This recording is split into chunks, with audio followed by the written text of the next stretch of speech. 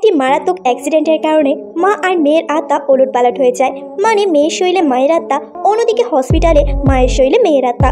মা তো সকালে ঘুম থেকে উঠে একদম অবাক, সে তো মেয়ের শরীরে রয়েছে। তখনই তার পালিত মেয়ে এসে সে তো মনে করে এটা টানপর তাকে হুকুম করতে শুরু করে। মা তো অবাক, প্রতিবাদ করতে চায়, কিন্তু মেয়ে উল্টো তাকে কথা শুনিয়ে দেয়। তখনই কাজের মহিলা একটি বালতি নিয়ে এসে বলে তুই কাজ, এমনকি তার চুলে পর্যন্ত হাত দেয়। মা বুঝতে পারে তার ছোট্ট মেয়েটি কতটা কষ্ট সহ্য করেছে।